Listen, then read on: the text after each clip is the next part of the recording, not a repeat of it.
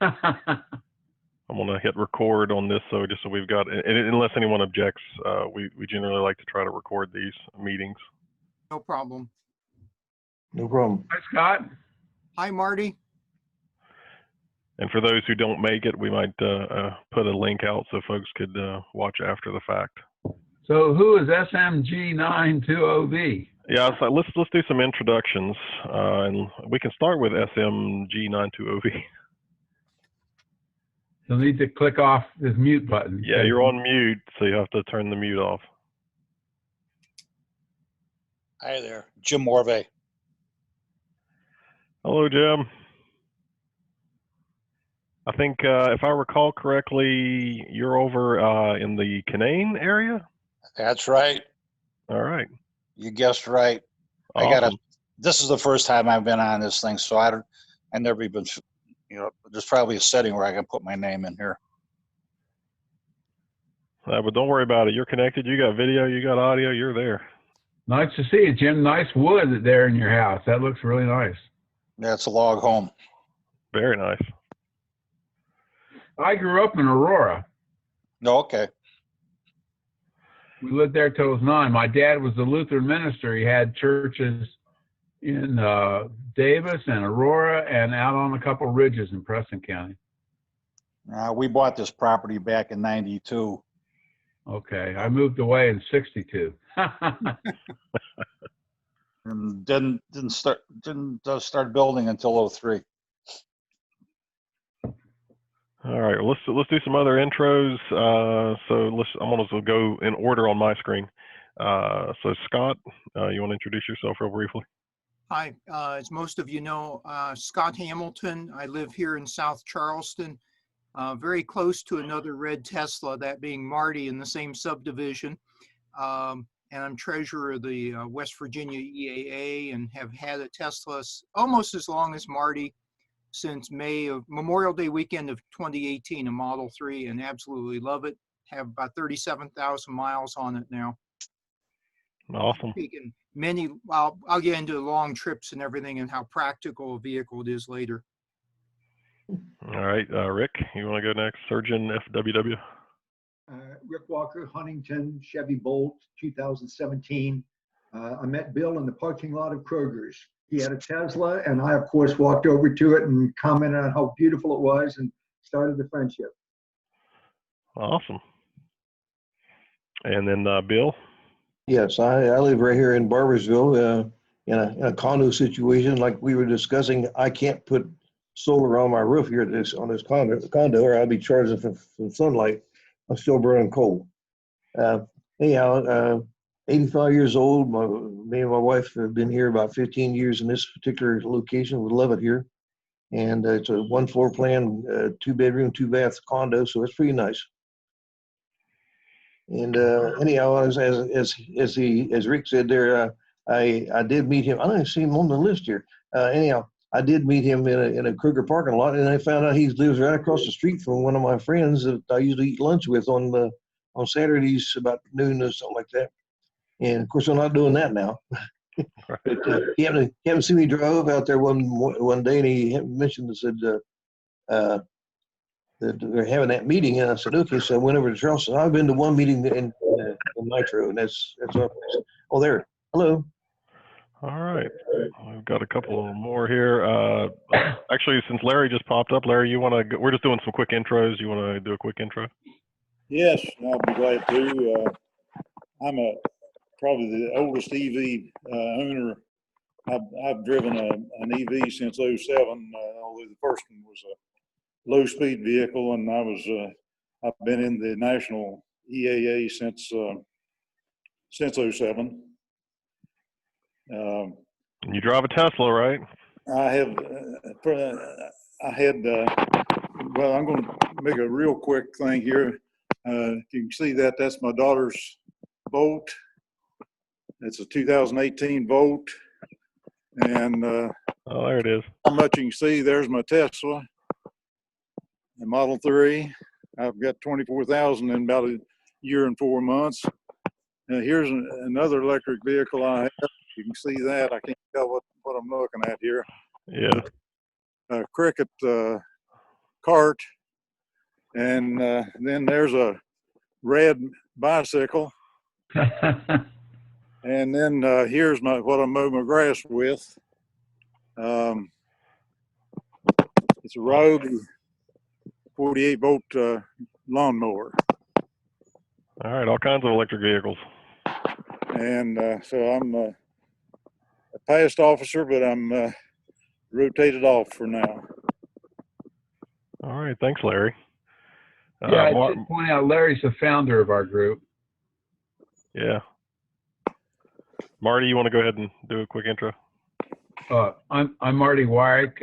I'm the past president of WVEAA and a big enthusiast for electric vehicles. Own a Tesla Model 3. We also have a Chevy Volt, and we started off with just an ordinary hybrid, a Prius, back in '04. I think everything in the garage now is electric except for our hybrid Lexus. We have a used Lexus SUV, which we put gas in once since February. We're not driving it very much at all. We still are driving some. We have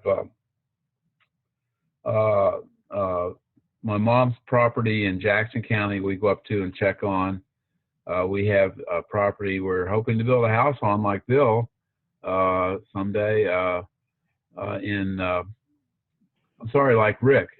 Like Rick has done up in Canaan. We're hoping to do the same thing up in Fayette County sometime soon. We spent the first year tearing down the old burnt down farmhouse on the property, and this year we hope to put the driveway in and get started on the garage. Other than that, not too much else to tell. Tired of being stuck here at home. We've made 100 and some masks and given them out to people. We've face masks. We got a call last night. A nursing home needs some, so we're gonna hopefully run some over to a nursing home later today, and, all right, awesome. And make more. That's how we've been keeping busy and not going crazy, is making masks. Looks like we also have Oki on. Oki, can you hear us? Do you want to do a brief introduction? And I believe Oki is a Mercedes EV owner from the Beckley area. And you may be on mute.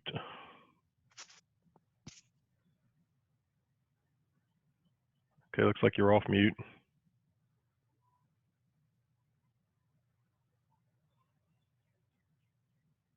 Okay, well, are you there, Oki? Here I am. I see me now. Can anyone else hear me or see me? You need to speak up, I think. I can barely hear you. Turn up the audio if I can figure out how to do that. I'm not very techy. And I thought I'd be the oldest guy. I thought there'd be a bunch of young techie hippies on here. But you guys are as old as I am. And so, Oki, I think you drive a Mercedes B-Class EV? That's correct. Can you hear me at all now? It's kind of soft. If you could speak up or get closer to the microphone. I'm trying to get a little closer, but I know there's a control that I can turn this volume up with, and I haven't been able to find it. I'm a virgin on these video chat things. Robert, I think down by the mute, if you're near and there's an upward arrow, is it in audio settings? Yes. Okay, let's see. I got that. And I select my microphone. And then there's like input level and volume. I haven't come up with that yet. There you are. That sounds like it's better. Is that better? Yes. All right, I won't bother it anymore. Yeah. I got interested in EVs a couple of years ago, and online I studied EVs, and I decided I wanted to start driving something that didn't burn fossil fuel, something with zero emissions. And I don't know how I came across Mercedes, but they were in collaboration with Daimler. Tesla was in collaboration with Daimler. Years back when they designed this vehicle, Daimler bought, I think, 5% of Tesla yeah. for about $25 million. And they designed this is an existing model. This B class is something that they've sold in Europe as gas or diesel for many years. And they got with Tesla and devised an electric drive and a battery pack for it. It doesn't have very long range. Fully charged, the thing will only go 87 miles. That's when it was new. Now, my battery has degraded to the point that a full charge will only take me 80 miles, but I don't go 80 miles every day, and I don't drive every day. So I can do my errands, run around town, do everything I want to do, come home, plug it in, and if I want to go the next day, it has plenty of charge, or if I don't go for several days, it has a full charge. But it's developed a problem that told me to stop driving the vehicle and take it to a Mercedes shop. Well, I called Mercedes in Charleston, and they say, well, we don't work on that model. And I got in touch with Parkersburg. We don't work on that model. And I looked around, and Tesla has a repair shop. The nearest one to me in Beckley is in Raleigh, North Carolina. Well, because it's the way they explained it, because the computer and everything was designed to work in a Mercedes, they're not interested in working on this car. So I'm trying to find an EV nut who likes to work on these things, or an independent shop. And so if anybody has any ideas, I'll sit back and be all ears. That's one of the items on the agenda, was if anyone had any ideas of third-party mechanics or EV, a guy like in the Tesla world, we have a guy, Rich Rebuilds, Rich Benoit where is he at, Marty? He's in Boston area. Boston area, yeah. So he's not in this area, but I didn't know if there's a couple guys on the West Coast too that there's a guy in Phoenix. His name doesn't. I'm horrible with names, and there's a guy on the West Coast that appears on one of Rich Rebuild's videos. I'll try to get you the names of those guys, and maybe you can do a phone call with them and talk about it. But as far as locally, though, we don't really. Marty, are you aware of anybody in West Virginia that does anything like that? No, nobody in West Virginia. Okay, one comment. Wide open market if anybody wants to jump in. Okie, have you talked to corporate Mercedes? Yeah, I think somebody needs to talk to them. Well, I think it'd be good for you to at least start at their customer service line and see what they say. I did that. Refusing you. Oh, I talked to the customer service line. I haven't told them about the refusal because I'll explain something later. But they immediately had a wrecker service called me. They were going to send the tilt back to my house and take it to the Mercedes dealer in Huntington. And I explained to them, I've already talked to those people. They won't work on it. And so I wouldn't let them pick it up. Right. So, yeah, I need to get in touch with Mercedes, the customer service again, and tell them about the situation, get them to find somebody who will work on the vehicle. Yeah, see if they can escalate it internally and find somebody. Yep. All right. Well, and I'll do to wrap up the intros. My name's Robert Furnett. I'm the current president of WVEAA. I drive a Tesla Model 3, purchased in 2018. I've got about 17,000 miles on it. Previously, I owned a Nissan Leaf, 2015 Leaf, and I've had that vehicle. I had it for about 4.5 years, and just recently actually sold it right before all this happened. So we're not driving anyway, so didn't need that vehicle. So that's sort of my background with EVs. And one of the things I had proposed for this call was I was going to do a brief walk around of my solar system and charging, if everyone is interested in seeing that real quick. Yes. I am. The other thing I'm hoping we'll do is we'll get Jim Morvay to show us his beautiful house. So as he wiggled his camera around there, I saw some views of the vaulted ceiling and the woodwork, and oh, that looks wonderful. And I'm hoping we'll get to see some of that.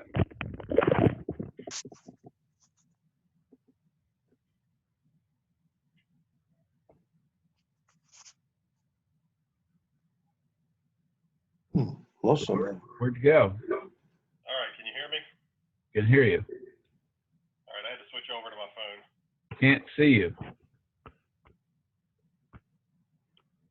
He switched over to his phone. He'll come back. Okay. Probably why he was entered twice. There were 9 participants, but only 8 of us because Bob was in there twice.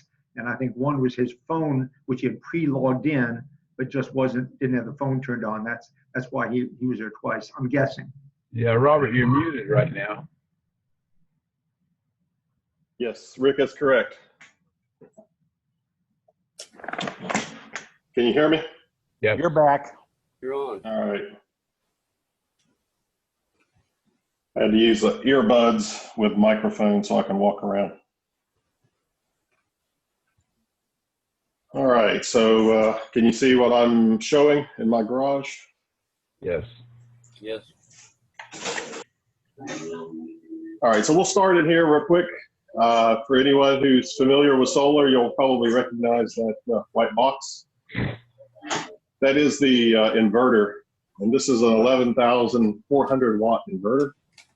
It converts all the DC power from those panels on the roof into AC power. And that AC power from the inverter runs right over here into my main electrical panel, and down here at the bottom it has a dedicated breaker for the solar inverter. So this is the inverter. That's pretty much the heart of the system. It has to be working properly for everything all the magic to happen. And so now I'm going to walk outside real quick. Robert, how is that inverter cooled? Is it just cooled by air and fins? Yeah, this particular inverter is, it doesn't even have fans in it. It's all solid state. It uses just convection cooling. They have something called a heat sink.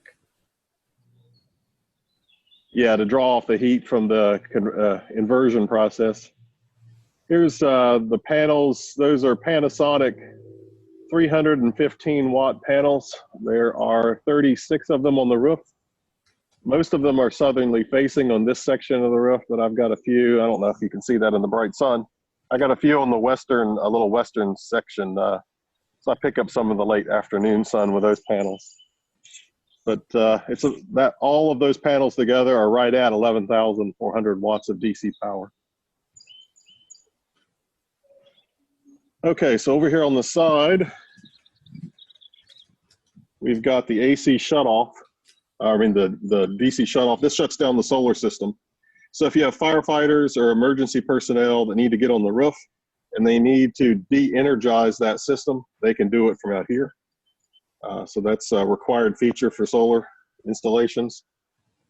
And then you've got my meter here. This is a new meter that was installed when I got solar. It's a bidirectional digital meter. It measures power flows in both directions. So it's metering all of my usage, and it's metering all the power that I push out to the grid. I don't know if you can see those numbers. There's a 24,000 kilowatt number and a 22,000 kilowatt number. The 24,000 number is what I have pushed out to the grid, and the 22,000 is what I've metered for usage. So I have a credit on my bill, and I always pay a $5 power bill. And really, there's not much to the system. I mean, you've got the panels, you've got the shutoff, and you've got this inverter on the inside. It's pretty straightforward and not any really moving parts or any maintenance. It just kind of sits there and makes power. So any other quick questions on the solar system? And I've got data that I can show if anyone's interested in that about usage. And I have a nice little unit inside of this box. You can't see it. But inside of my power box, I've got a unit that measures the power that I'm using and the power that I'm generating in real time. And I can see that. It also tries to track devices in the house like the HVAC system and the hot water heater and the refrigerator and how much power they're using. On a trip to Hawaii, we saw that so many houses were solar powered. It started with the military bases there to save money, but it spread to others. I think what's hindered it a little bit here is the battery. In other words, we're limited to only the sunny days, whereas in Hawaii, you get them all. But if you have a large enough battery to store it, you only need a sunny day about every other day, and you can and I think almost all houses that are being built now will have solar panels and batteries. In some locations, they're requiring it. Yeah. Robert, this is Larry Harris. Most systems I've seen or familiar with use microinverters, but yours has a central inverter. Do you know why you have the central inverter? This system uses the central inverter, but it does have what are called power optimizers on each panel so that one panel doesn't take down the whole string if it's shaded or something, or there's a problem with it. There's pros and cons with microinverters. A few years ago, when I was putting this system in, there was a lot of talk about not being very reliable. The inverters being up on the roof under the panels in scorching temperatures and putting up with the heat that they have to generate anyway. You'd seen a lot of failures with some of the microinverters, and then you're up on the roof trying to pull panels off to get to that inverter over in the middle of all the panels to replace it. Where if this thing fails, the central inverter, you just swap out the inverter in the garage. So pros and cons. I get all the benefits of the microinverters with the power optimizers for the most part. Yeah. The individual panels, if they become shaded, which was the primary problem early on with central inverters, the power optimizers take care of that. Yeah, in talking with solar installers, it seemed like they're saying that the reliability of the microinverters has improved to the point where they're a better option. But I'm sure there's pros and cons. Pros and cons. Yeah, the last time I had a discussion with any installers, they were saying that they tended to go with the power optimizers and the central inverter was their recommended, but that was probably 2 years ago. So it may switch back and forth. And I think both technologies are improving. And typically the central inverter with the power optimizers is slightly less expensive than the microinverter solution. Robert, a question. Did you put in enough cable so that you can charge 2 EVs in your garage by just adding another charger to it? Now let me swap back over here. Parallel connection. Okay, so this is the actual EV charger that I have. It is a JuiceBox Pro 40 amp. And I actually have to use an adapter to charge the Tesla because it's a J1772 connection. I've got a 25-foot cable on it. And so I charged the Tesla with it. And I also charged the Leaf with it when I had the Leaf. because the Tesla has such a large battery pack and you're not charging it all the time, I've just been using the one charger and charging both vehicles. I've never really had a need to charge both at the same time. So I could probably add more, another charger if I really wanted it, but I haven't needed it. Robert, early on in solar, at least from what I read, because I wasn't following it closely then, the return on investment was about 10 or 12 years, and the last I saw was down to about 7. Have you found with actual usage, you can kind of recalculate your return on investment? When will you turn over that? Because, you know, obviously for old people like myself, it's hard to decide whether or not, if you put it on there, will it really make the house sell that much better? And if it's a 7-year turnaround and I'm not going to be around 7 years, then that changes some of your decision making. What have you found by experience? Well, and you're right, Rick, that does vary, and it varies by state, depending on the cost of electricity in the state, based on the incentives that are available in the states, federal incentive. So you will see various payback times on a solar system. Like California might be 3 years. But for here in West Virginia, the number that's typically quoted by Solar United neighbors is about 10 years. I find I'll probably pay mine back a little sooner. And also, if you're driving EVs and not buying gas, then, you know, I kind of roll that into my payback also. I'm thinking mine will be more like 8 or 9 years, maybe 7. But to your point, Rick, yes, if you're older and you're thinking about putting a solar system on a house, it's probably more about, you know, leaving a legacy, increasing the value of your house.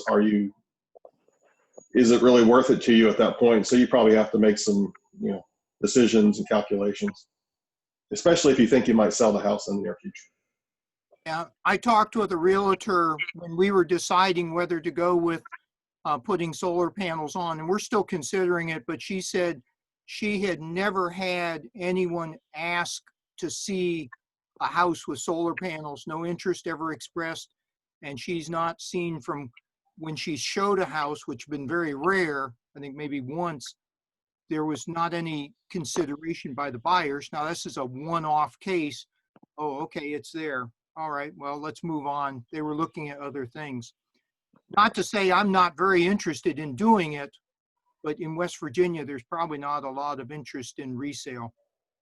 Yeah, I would agree. I mean, maybe in certain areas, like when you get over more into my area, in the Eastern Panhandle, it might be a little better, especially with the proximity to Northern Virginia and Maryland and DC. But in most of West Virginia, I would say that is the case. Yeah. Hey, Robert, about 3 weeks ago, I signed up for solar through Solar Holler, and and they're quoted recommended a system about the size of yours for my house.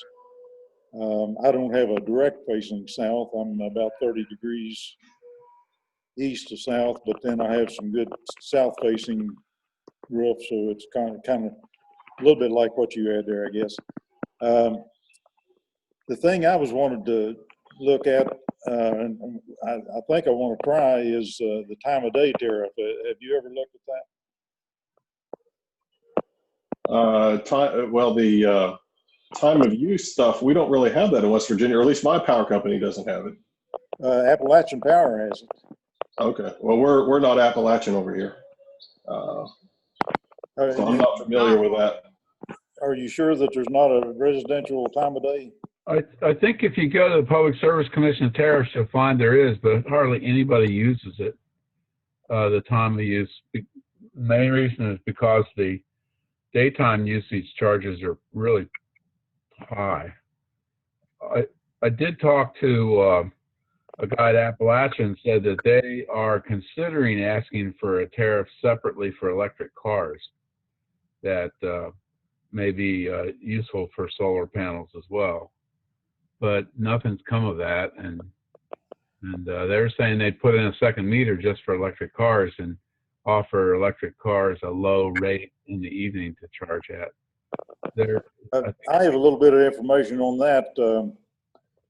My son, Darren's moved to Georgia, and Georgia has that. And he sent me a copy of it.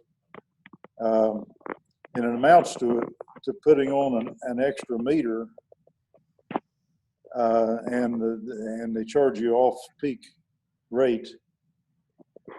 But there's also a minimum fee on that meter along with your main one. And it looked like to me it's going to require special wiring and a special panel. So it didn't look very practical to me. Well, and in my experience, West Virginia does have net metering. And, you know, I generate more power than I can use. So all of my power is offset and I have a credit. So it doesn't really matter how much the car uses or the house uses, I can cover it all. Yeah, I'm not going to have that luxury. I got a very inefficient house. And on that note, if you're thinking about solar and, you know, installing something like solar, I would certainly recommend looking at the efficiency of your house and your appliances and heating and cooling and insulation and all the things that you can do to upgrade the efficiency of the house before you would look at solar. Like when I purchased this home, I knew I was going to install solar, and I went off the power bill of the previous owners, which turned out to be a mistake because apparently they were energy hogs. Their usage is double my usage. And so when I sized this solar system, it was for something that required a lot more energy, and I don't need that much energy. So the system ended up being a little oversized. I mean, I don't mind because I want to have another EV at some point, probably another Tesla. So I want to make sure I can cover it all. But again, you can get a lot of value for the efficiency upgrades to your home and then lessening the size of the solar system you may need down the road if you're looking at that. Robert, may I make a comment? Yeah.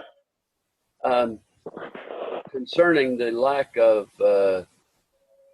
total solar days in West Virginia. I live on a ridge. My property is south facing. Solar would be an excellent option for me. But it is so windy up here. Why couldn't we also incorporate wind into our alternative power sources? Oh, and West Virginia does have some wind generation. I mean, utility scale wind, though, is a little different animal. There's really large turbines. Oh, I guarantee I have enough for residential. In some locations, if you're up high enough, you may have enough to make it worthwhile. But again, you'd probably have to talk to an installer and run the numbers and see if it makes sense. There's many days here I have to hold on to my hat. I will also tell you wind is good for solar. Solar panels efficiencies drop as they get hotter. So the best day you could get for solar generation is a windy day when it's cooling those panels. A bright, clear, windy, cool day will be the best solar generation you can get. I got them, buddy. I got them. All right. Well, I want to wrap this up real quick. Just a couple other things I'll mention in the garage. Let's flip back around. All right. So I got to show off my electric lawnmower too. So the sun grows the grass and the sun cuts the grass. I've got it stacked up against the wall at the moment. So it's a battery-powered Ego mower, and I've got the battery matching leaf blower and weed eater. So all my lawn power tools are electric battery-powered stuff. And then there's the Tesla. I think that's about it out here. Okay, I want to head back inside. While he's running back upstairs, talking about electric, I'm a RC airplane fan, and I fly only electric airplanes. I used to fly airplanes and build them and fly them. Yeah, well, I'm 85, but I am trying to build them. I have a 3D printer that I can print parts for and glue them together, and I made one plane. It's about almost a 10-foot wingspan. Not got it all together yet, but believe it or not, if you put some aluminum spars down the wings and things like that, you can get a pretty good sized plane from a 3D printer. But I also buy other planes. So I got a new one for my birthday that's supposed to be coming in a couple of days. So anyhow, I just thought I mentioned the fact that I don't have an electric lawnmower, but I have an electric airplane. There you go. That's interesting. I have one more comment for you, Robert, about EVs. There's a poem or a thing I've heard a couple times recently during all this situation we have, talking about old men that plant trees when they know they'll never sit in the shade of it. It's an interesting corollary to putting solar panels on your house. Good point. No, I've talked to Autumn about that. Actually, I'd like to see Sun kind of talk about that more. It's more about leaving a legacy, and it's not just about what is the strict return on investment and the number of years for payback period. I mean, there are other factors involved. Mm-hmm. I used to fly an airplane, but it carried 4 to 10 passengers. Well, they do have electric planes about that size now. They do. They do. For short, like across the channel of water stretches out there in Tacoma, electric airplanes. I mentioned that device that I have in my power box. Here's kind of the data that I get from that, where I can you can see the solar generation through the day, and you can see my usage, what's using power. Wow. Looks like the COVID curve. Yeah. Yeah, this isn't a very flat curve, but that's a good day. That's a good thing in this case. It's like 1 cup of coffee, 2 cups of coffee, 3 cups of coffee. Yeah, pretty much. And you can also see the challenge here as well. In places like California where they generate a lot of solar power, they've got all this excess power during the middle of the day, at least in this time of year. Now, during the summer when you've got air conditioners, that won't be the case. Or you'll use up some of this excess solar generation in the middle of the day. But you see the stuff hit the beginning of the day when all those hot water heaters, coffee pots, stoves, microwaves, showers kick on. You see all the high usage at the beginning before solar has ramped up. And at the end, although this got cloudy at the end of the day, you see more usage at the end of the day. Of course, the coronavirus stuff has messed that up a little bit. We're not all going out to work and coming back home at roughly the same time. But that is too early. Not too early. Robert, one thing I want to might point out is I'm familiar with the Beach Ridge wind project up. It's a little east of Rainelle, West Virginia, off the not too far off the Sam Black Church exit I-64. Mm-hmm. If we wanted to, if anybody would like to make a trip up there, we could probably work out something on that. Is that the one with has the storage batteries on site in the trailers? I'm not familiar with their battery storage, but I was there just after the initial construction, and they had 67 turbines at that time. I kind of think they may have added some more since then. Yeah, we could certainly look at that once the mess is over with here. Yeah, I'm all for solar power, wind power. It was just a little easier for me to do solar, but hey, it's all good. One kind of interesting thing I thought was that in getting those the tube sports up there, they rolled one of them over the hill, and somebody in Summersville bought it and made a lighthouse out of it. I think so. And it's I've been in it. All right. Well, I'm gonna move along with my stuff, and then I think I've got a couple more things I want us to talk about, and unless anyone else has other things. So again, here's just some more usage from like the fridge, and you see the breakout of power that it uses per day, and how much of my monthly use goes to the refrigerator. So it's kind of nice to see data and then decide which devices are using more power and which ones you might want to spend more time or money upgrading. Robert, do you have individual meters on these appliances or what? No, this device tries to recognize them by their power signature. Okay. Like a compressor kicking on has a unique signature in the amount of power that it draws, or a heating element in a hot water heater, what that looks like. Cool. And this is sense.com apparently. Yeah, sense.com. Yeah, check into the device. It's not perfect. It has some limitations and issues, but I kind of like the data that you can get from it. And then everybody's probably seen the Solar Edge dashboard. You can get all this stuff, and you can see how many pounds of CO2 you've saved, how many equivalent trees have been planted versus by the power you've generated. So you got all that kind of data. And you can also see, this is what solar in West Virginia looks like. July is generally my best month. You got that peak summer, sun, and long days. So you've got your best power generation right here. And then the juice box is also Wi-Fi connected. I've got like 6 connected devices in my garage. The car, the EV charger, the Sense device, the inverter, the Google Home unit. So I got all kinds of Wi-Fi happening in my garage.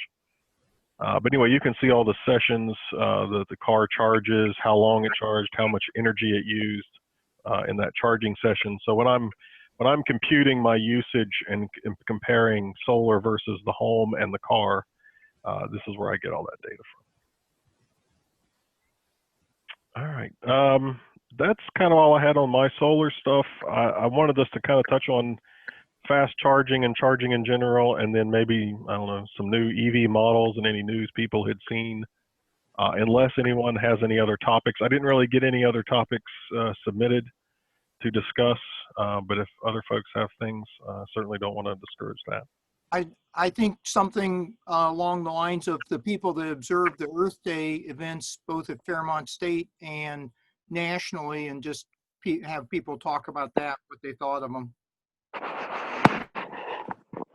Well, and I'll jump in. I enjoyed the session at Fairmont State with the EVs. We had a little technical troubles at the beginning, which is not uncommon when you're doing virtual stuff. But I really appreciated Dr. Harvey creating an EV session as part of their Earth Day events and inviting the panelists. And we had Dr. Harvey, myself, and Rick as panelists, and then Scott, I know you were an attendee. I don't know if anyone else was on as an attendee, but I thought it was a nice event. Is there the EVSE that was donated by Chip Pickering up and running at Fairmont? She didn't actually mention during that session. I think we were kind of rushed at the beginning trying to get some technical issues squared away. Then we were a little behind.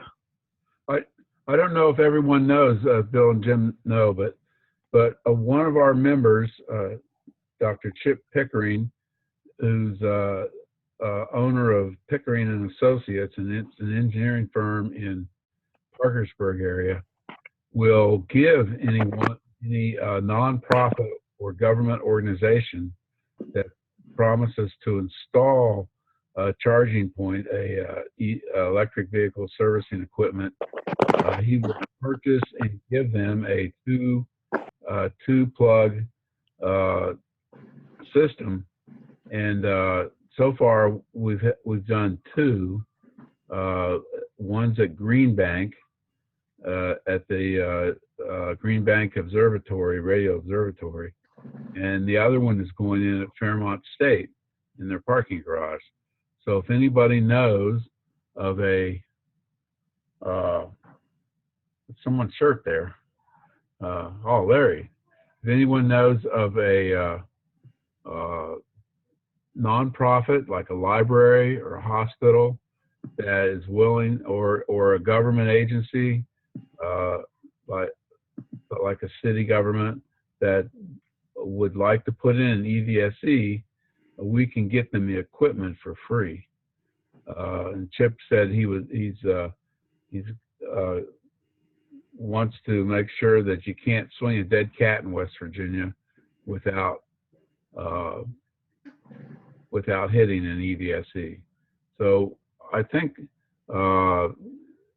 Chip's been very helpful in that, and if anyone knows of any government agency, we don't need any here in South Charleston. See, South Charleston's put in 5 charging points in the flat areas around the library, at the Indian Mound, and at a hotel. And so you can go anywhere in South Charleston and plug up. My son, who lives in an apartment downtown South Charleston, that's where he charges. There's no fees. City South Charleston's not charging a fee. I understand they're going to put in a couple more. They have them sitting in a warehouse somewhere.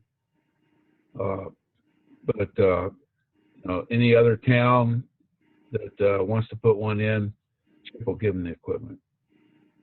Which is a great deal if we, again, just echoing what Marty said, if we know of anybody, nonprofit or otherwise, that's willing to do that, please let us know and we'll get them in touch with Chip Pickering. Yeah, Jim, if you know anybody in Canaan Valley that would want to put one in the city of Davis or Thomas or something like that. I actually do. I'm going to talk to my wife about it. Great. Awesome. She is president of our local library board, and in the process of trying to get the money together to build a new library, because what we have here is the smallest library in West Virginia, which consists of a pair of trailers. They're trying to build a new building. So I'll mention this to her. Regardless, I've got a question when it comes to the charging, and see if anybody, I'm trying to pick your brains. When I first joined the Bolt Forum after I got my car, which was January 29th, I was looking at all these various charging companies across the state. And, it's nice, but will I ever really get to use them, at least with the Bolt? I don't know yet. I'm retired. The biggest trips I typically take is a 90-mile round trip to Elkins to go shopping or something like that. Regardless, on one of these, and I have not yet been able to find it, there was a suggested letter or something to that effect that you could send to some local entity like your travel or, I don't know, travel related or what have you, to convince some local installation of charging. Has anybody else ever seen that or come across that? I haven't seen anything like that. I mean, I could see why they would do that. Like if I'm on the screen, I'm sharing some of the charging networks like ChargePoint. What's the other biggie? Some of these others. Blink. Those are all DC fast chargers. If you filter for level 2 and look in the Davis area, you can see that there are 4 plugs at Blackwater Falls, and I'm getting ready to put a 2-plug unit into the National Youth Science Foundation in Davis.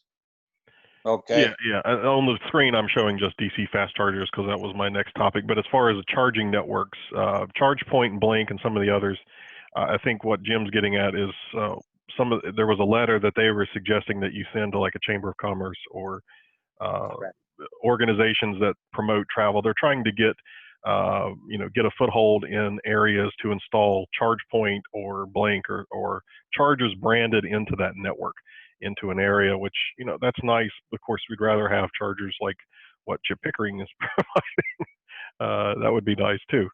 No, I haven't seen that, but I'm not surprised. So Rick, you're paying to put in an EVSE in Davis, is that right? Well, not by myself. There's a number of us that are alumni of the science camp run by the National Youth Science Foundation. And so we have a group of us, many of whom have EVs and many of whom have solar, but we think we'll probably try to put the 10,000 in there. It'll probably be about 2,500 for the material for the unit and about 75, maybe a little bit less actually to put it in. So we're going to try to do that this summer. Wow, that's great. Where will it be located in Davis? Well, if Robert will make his picture a little bit larger, and one more, and if you go now, look at the right, see the river to the right of Davis? Yep, and go up to the very peak of that. About 100 yards north of that on a road, there it is, the National Youth Science Foundation. That's where I've been put in because we have guests that come in to lecture over the summer who want to drive their electric vehicles, but in that area, that's not easy to charge. So instead of Blackwater Falls is wonderful, and I've been there many times, but I'm going to put one in. We're going to put one in the foundation. Yeah, that's awesome. Canaan Valley State Park has them too. Yeah, that I don't know if everybody knows the story behind that, but about 4 or 5 years ago, I gave a presentation to the Governor Tomlin's energy conference at Stonewall about electric cars, and in the audience was Paul Redford, who's director of lodging for West Virginia State Parks. And as a result of that, my presentation, he called Tesla and got a donation of like $95,000 from Tesla to install destination chargers at all the lodges at West Virginia State Parks. So now, as a result of that, every state park lodge, with the exception of North Bend, which doesn't have the power to be able to do it, has both Tesla high-powered wall chargers and excuse me, and J plugs at every lodge, at Hawks Nest, at Cacapen, Twin Falls. It's really pretty neat. I think Rick has stayed a couple times at Tiger Lake Lodge, and they have some there as well. So that's really helped to cover large parts of West Virginia with plugs. But they're all at the lodges at state parks, and they don't charge for them because they figure you're going to be there a while and you're going to spend money at the restaurant or the gift shop, things like that. And a couple of other points. This is one of the things. West Virginia was first on a good list. No other state at the time had it, and maybe doesn't yet. And the other thing is, when we had a meet up and lunch at Hawks Nest, the staff at the lodge were so excited, they went out and took pictures of all their chargers being used simultaneously. Had that occur. Normally, we think that's bad. We pull in, we can't charge, but they were thrilled, and they were going to send pictures back to headquarters.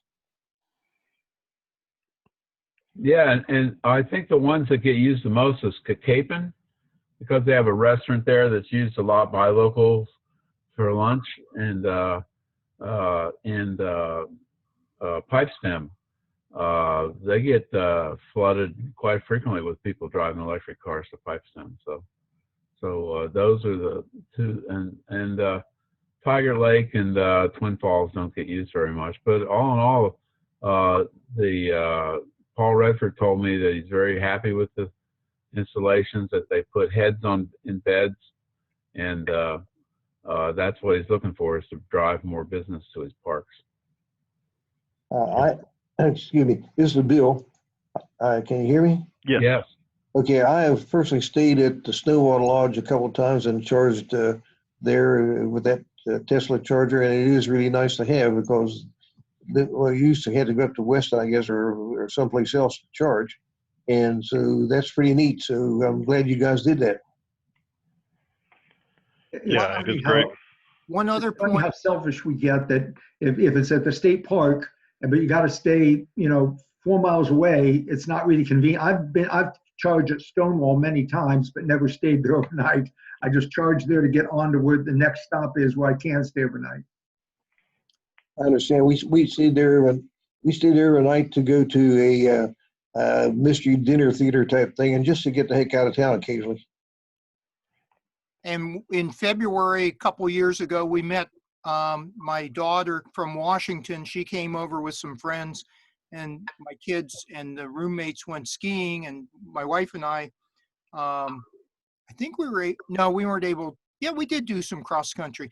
Anyway, it was sure nice when EV ranges are down to have a knowledge of that you're going to be able to get a good overnight full charge when you get somewhere.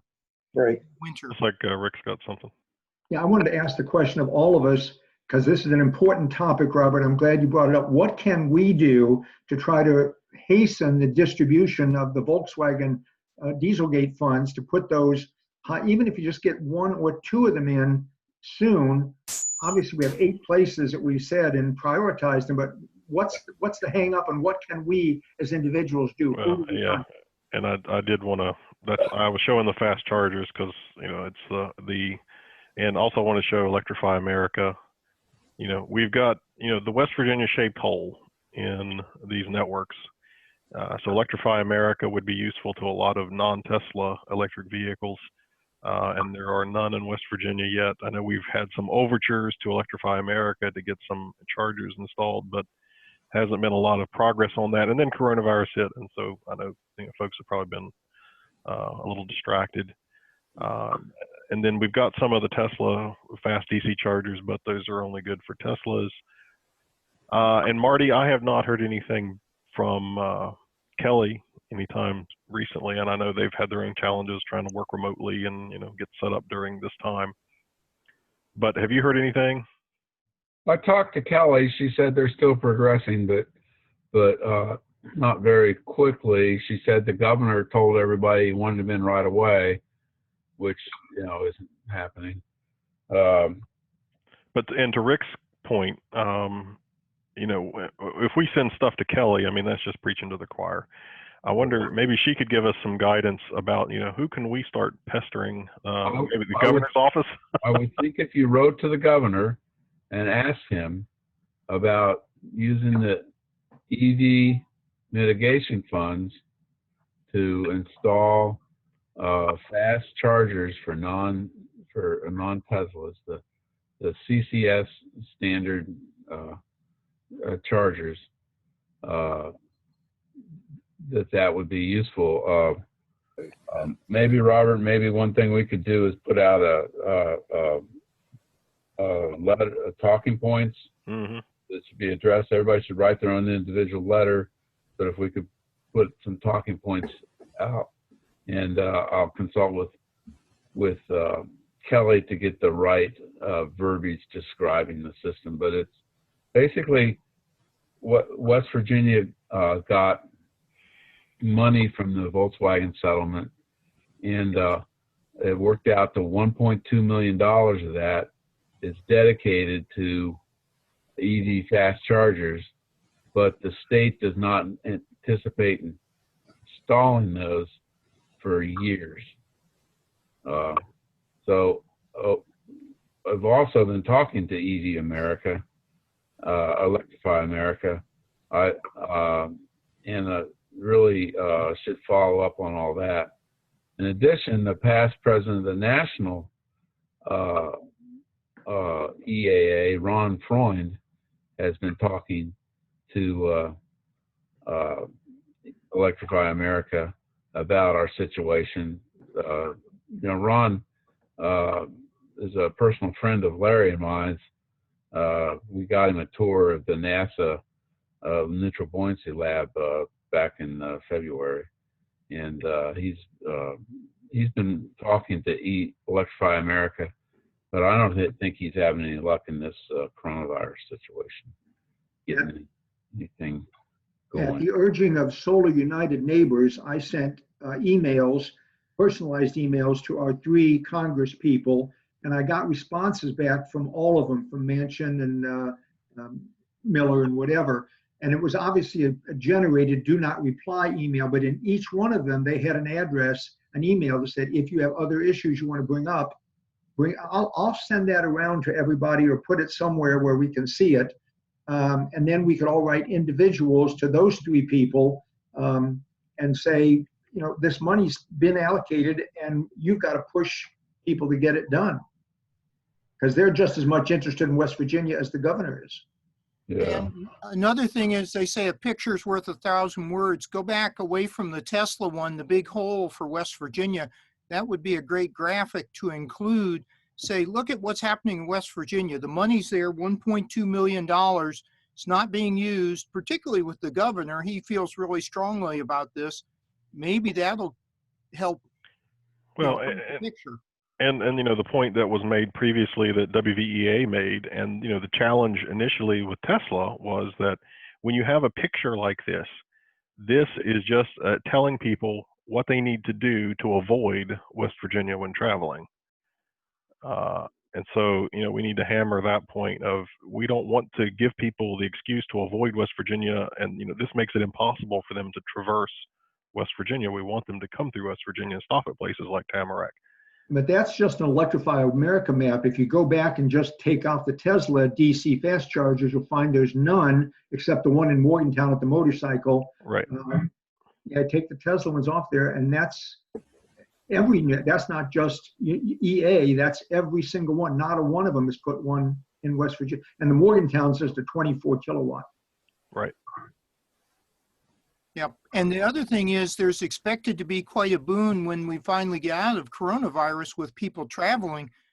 If people, yes. and to install these probably can be done safely because you've just got maybe 1 or 2 workers that could be physically distanced, and you could get this in when people are, quote, not doing things. Well, and they've talked about, you know, this is a great time to be doing like road construction and infrastructure work because you're not inconveniencing as many people when you have to disconnect the power or block the road or whatever. So yeah, let me assure you, there's a lot of road construction going on because I've been driving around. So I mean, we can emphasize that too. It's like during this time when we can't do much else with infrastructure, let's focus on doing these upgrades and enhancements that we can. Yeah, because the money's there. We need to make sure it doesn't somehow get siphoned off with the budget deficit, but I think that's prohibited. It's got to be used for this. Yeah. So maybe that's an action item for the officers, is to come up with talking points and addresses and stuff and put a little package together. Yeah, that sounds good. And we're going to have another members meeting here in the second week of May. So that's coming up. Mm-hmm. 2 weeks. 2 weeks. Maybe we can have all that ready for the. This has been fun. I really appreciate getting to meet Bill and Jim, who I've never met before, and Oki, and I'm glad I got to do that. Hey, Oki, I got a question for you. What kind of charging plug do you have? Do you have like a J plug on your car, or what? How do you what plugs into it? I have just a standard plug that comes with the vehicle. I just plug it into a 110 volt wall outlet, and it gives me plenty of juice overnight. Yeah, it's got to be J1772 on the other end. So, yes, right. Yeah, so you can go around to any destination charger and charge up, but not a fast charger. No. To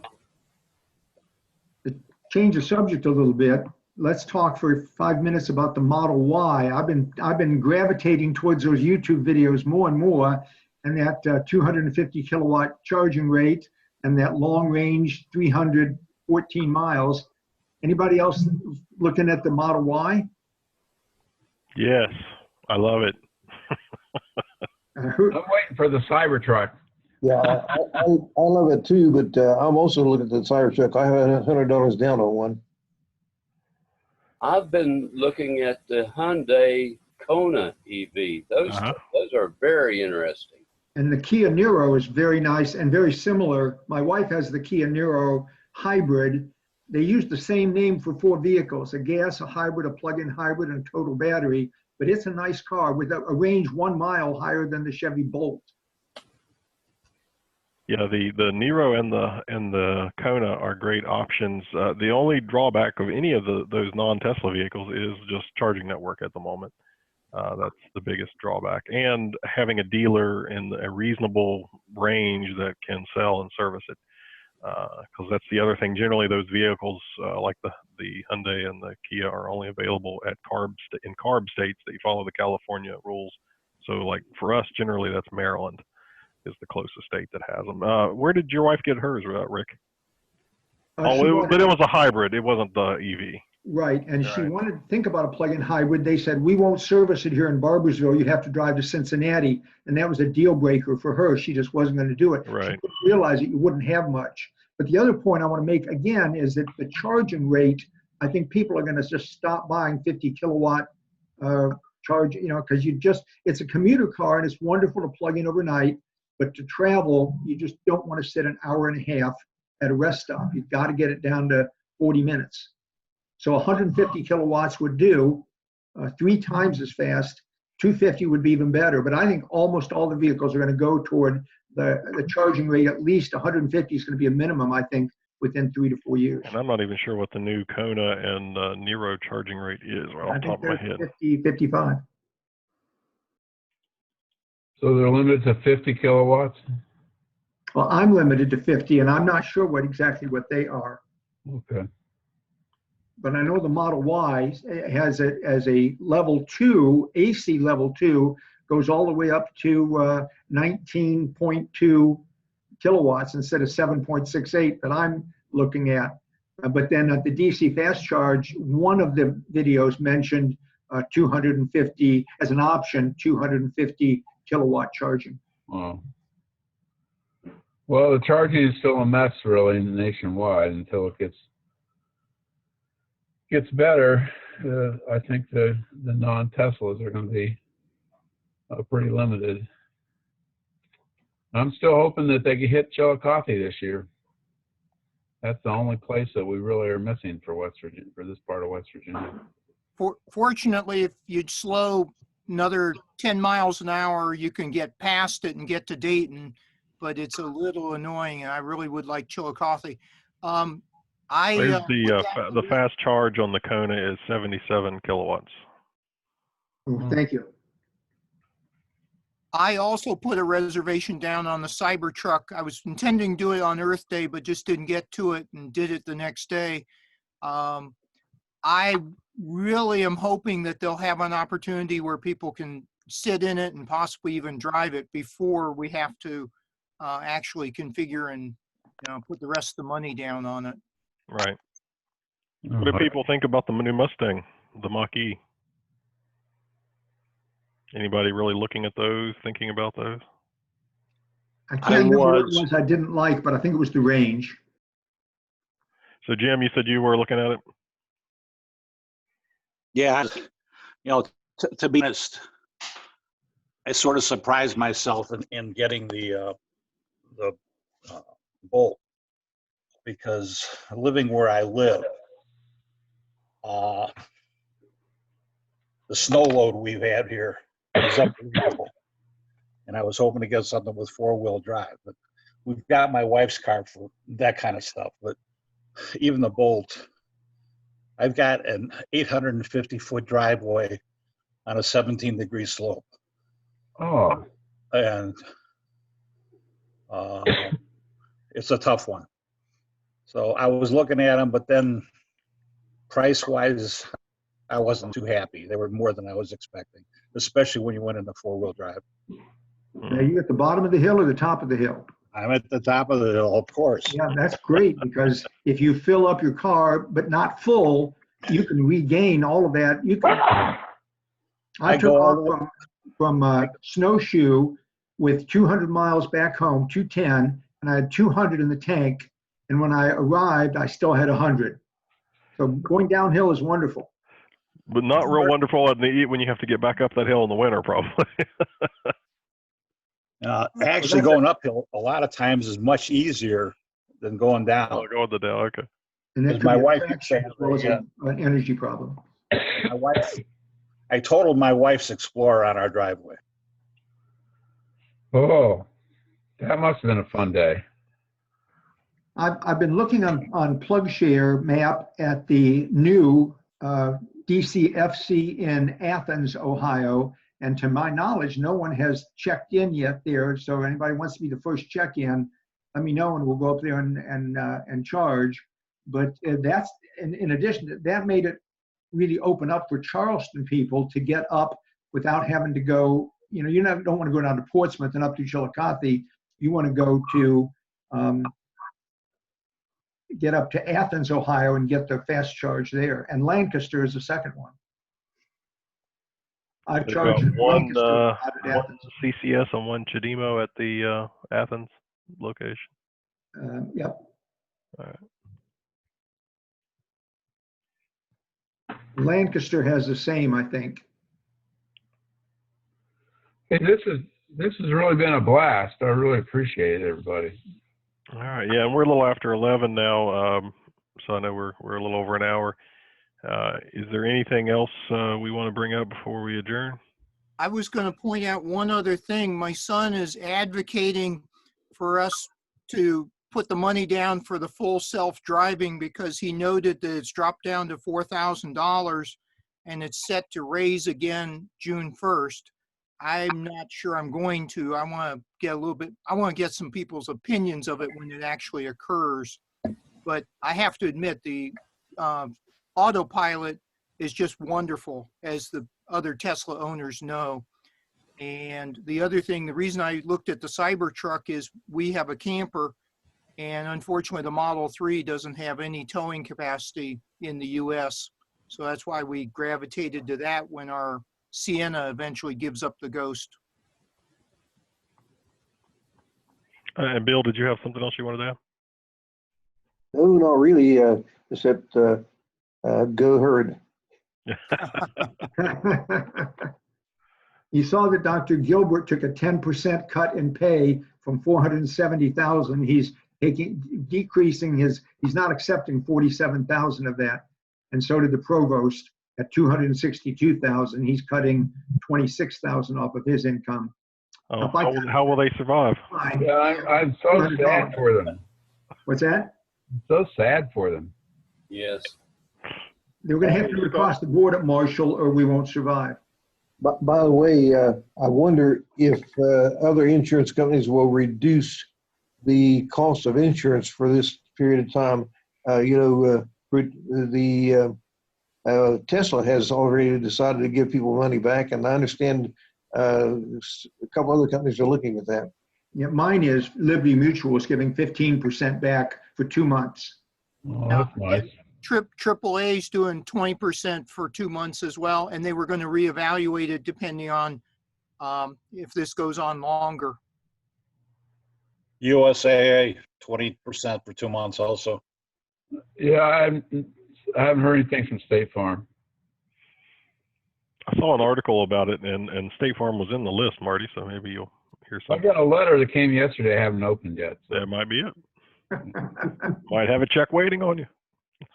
No check, just I know. Are they going to spend the money to refund it, or are they just going to decrease the cost for the next year?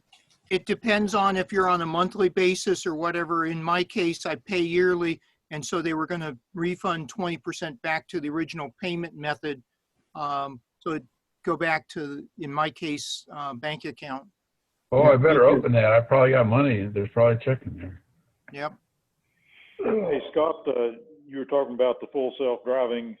Can you hear me? Yes. Yeah. Mike Beam and I both put last August put 3,000 down. That gave us it's going to give us the full self-driving supposedly. Well, we're both due the computer upgrade. We don't know when that's going to occur. I'm anxious to get the new computer. Yeah, that's the same thing with me. I have the same problem. Okay. When you get that, I'd sure like to come out and ride with you and see how it does and everything, if I could, please. They added cone recognition, and this I'm not very impressed by that. It thinks everything out there is a construction cone. Yeah. I always take it out of autopilot when approaching a construction zone. One last thing I was going to pass on is on the Cybertruck. They've got 656,000 reservations already, but Electric is thinking that only about 20% of them will probably come to fruition of vehicles bought because the cost is so low at $100. So we'll see how it turns out when they start producing them late next year. What does everybody think about the new camera setup where you can finally watch the security dash cam videos in the car now? Well, that works well. That is wonderful. That's really good. Yeah.